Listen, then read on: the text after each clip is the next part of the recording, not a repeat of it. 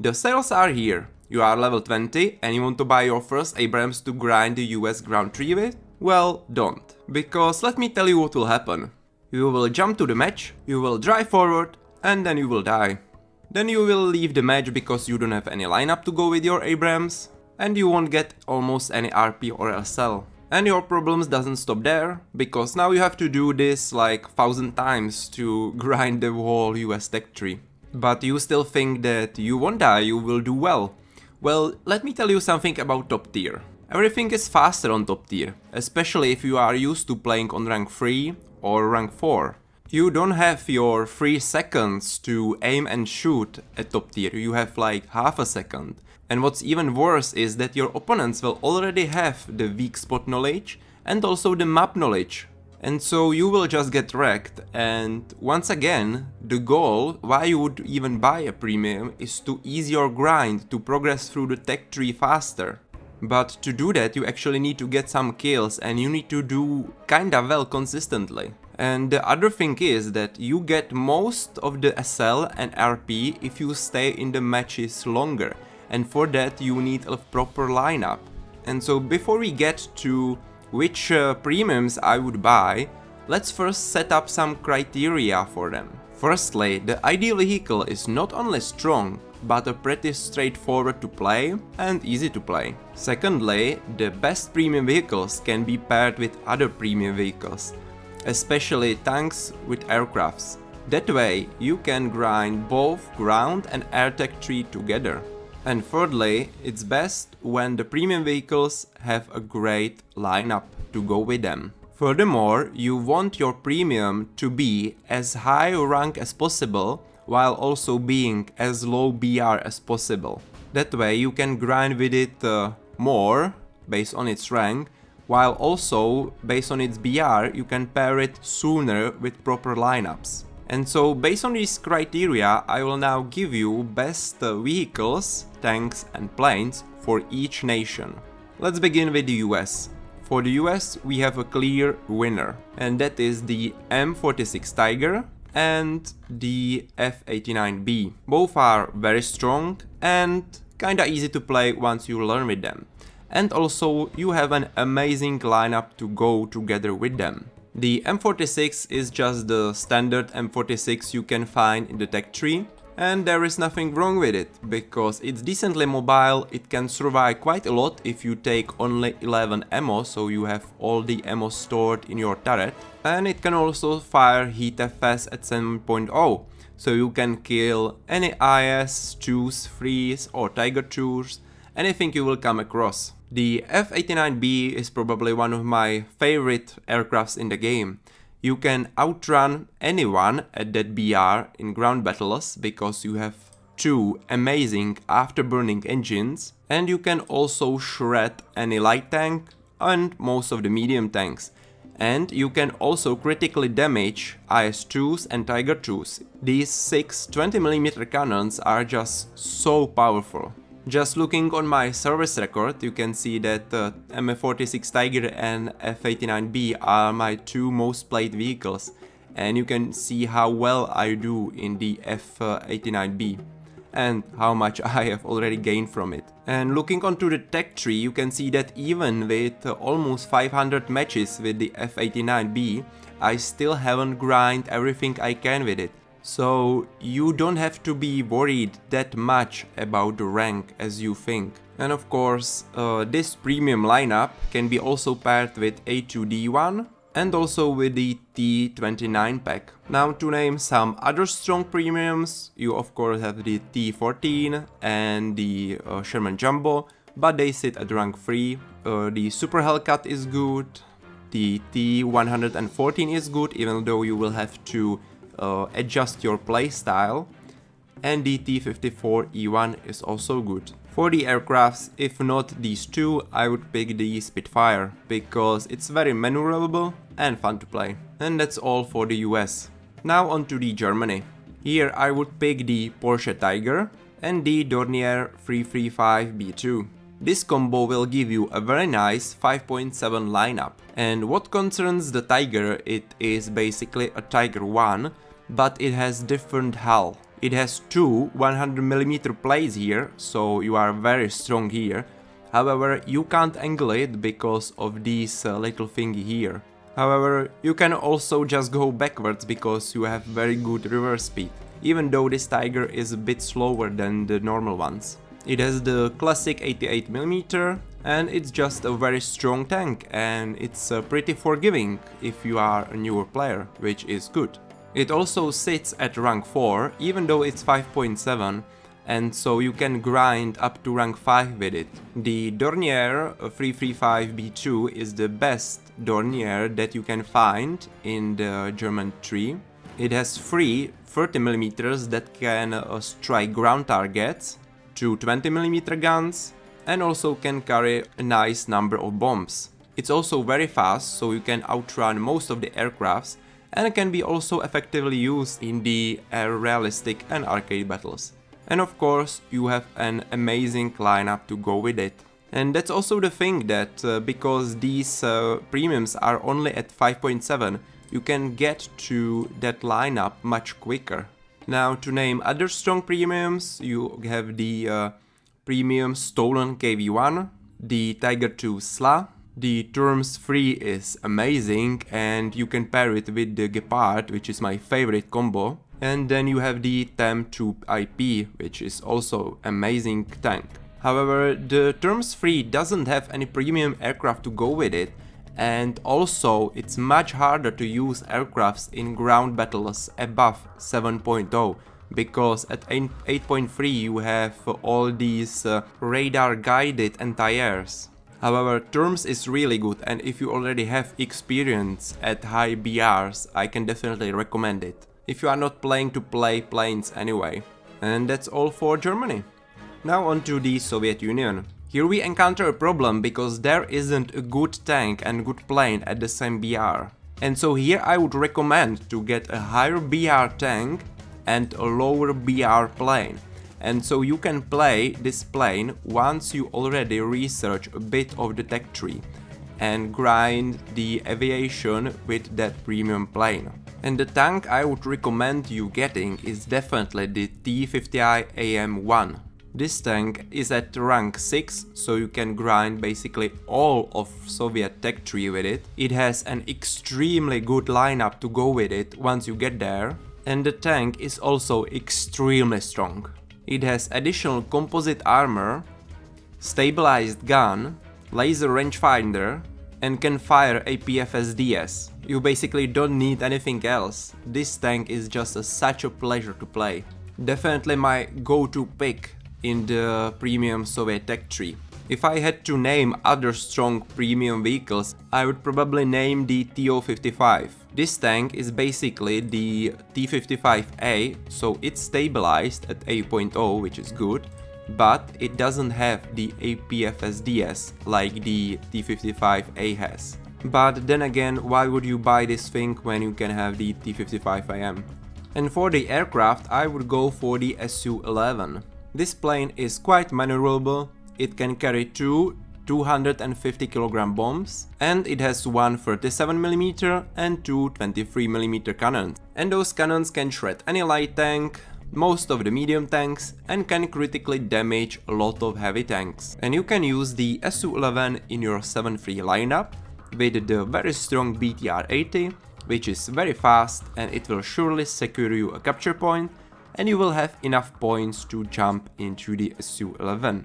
And you of course also have the IS-3 in your lineup and other tanks as well. And so you might ask, why not use the MiG-15 bis?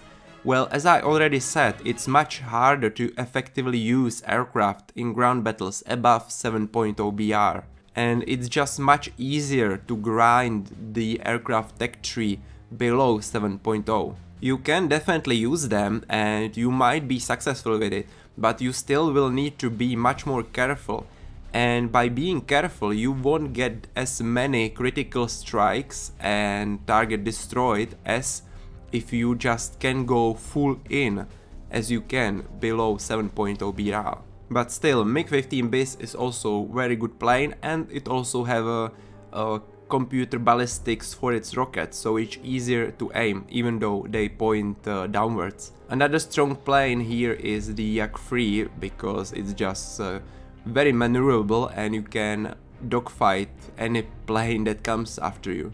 But yeah, that will be for the Soviet Union. Definitely go for the T-55 AM1. And now on to the British Empire, or Great Britain. Here we once again have the same problem as with the Soviet Union.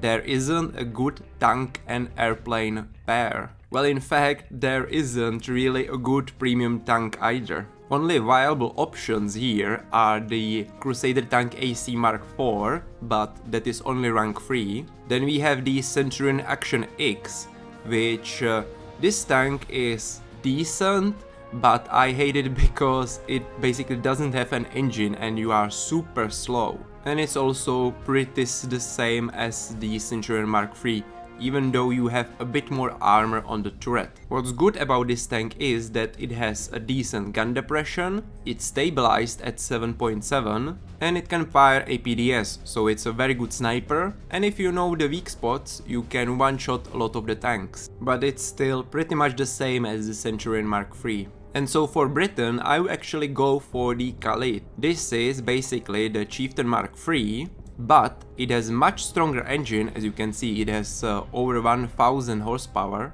and it can also shoot APFSDS. So it is a very strong tank and also pretty unique one, because having an engine in the British tech tree is apparently a uniqueness. And for the aircrafts, I would go for the Spitfire Mark 14, because all Spitfires, as I already said, are maneuverable and fun to fly and play. Or you could even go for the Sea Vixen, which is a very unique plane. It doesn't have a guns, but it has up to 4 air-to-air missiles and a lot of ground striking ordnance. Now on to the Japan. Japan doesn't have a lot of options either. I personally would go for the Chinu 2 because it sits at a very low bat rating and it has an amazing gun which can kill basically anything it looks at. And to pair with the Chinu, you could get the Ki-102, which is very maneuverable and also has a pretty strong cannons.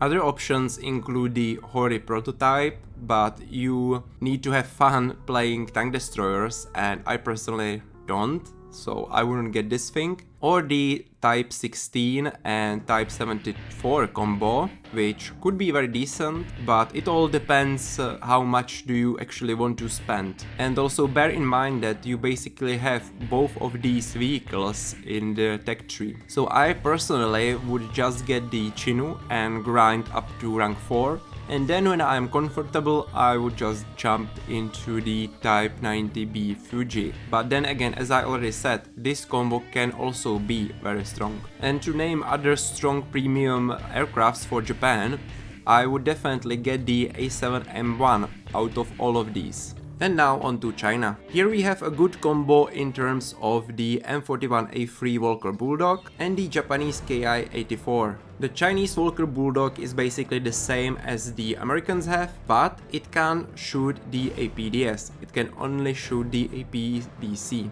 And because of that, it sits one whole BR lower than the American counterpart, which in my opinion is a very fair trade, and I would definitely get this Walker Bulldog over the 6.3 with the APDS. It is a light tank, it's pretty mobile, you can scout with it, you can kill things with it because the APBC is decently strong, and you can amass enough points to jump into your plane. And the Ki-84 is, as most of the Japanese planes, very maneuverable, and it also has a very strong armament. 220mm to 2.7mm. This plane has everything you need, and it can also carry 2 250kg bombs. And that's what I value for the not so experienced players, to have a vehicle which can be played easily. The Ki-84 is also rank 4, so you can grind up to rank 5 with it. There isn't any other aircraft option I would pick instead of this. Back onto the tank options, the problem of the Walker Bulldog is that it's only rank 3, so you can grind only up to rank 4 with it. However, there isn't a whole lot of better options, because yes, you have the premium T3485, which is standard T3485, so why would you get this?